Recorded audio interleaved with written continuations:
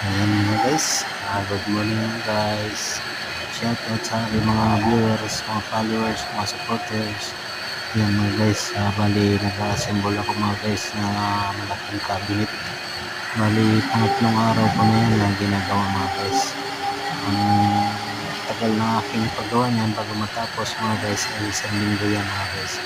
Bali ako lang mag-isa yun mga guys, wala pa akong katulong yan, wala pa akong hawak yan mga guys.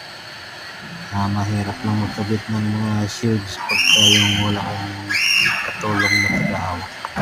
Pero ginagawan ko na lang yan ng paraan para maikabit ko kahit ako lang mag-isa mga guys.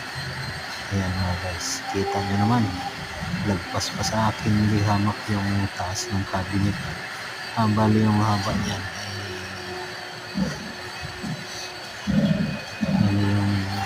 bali yung taas niyan ay 3.5 feet, yung haba niya ay 8 feet. Ayan, kita nyo naman, di hamak talaga na mataas. Pagka iangat ko yung kamay ko, yun, abot ko yung dulo niyan. Ayan, ganun kalaki yung cabinet na yan. Bali yung pinto niyan ay apat ang pinto niyan. Hindi ko lang nakukuhanan ng buo kasi wala namang nagbibideo sa akin. Bali pinatong ko lang yung camera ko at yun, naka-steady lang kaya hindi nyo nakikita ng buo. Pero yan, bali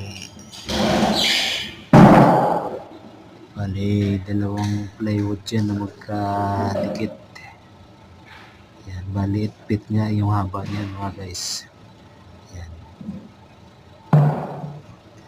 kita mo naman guys, diba?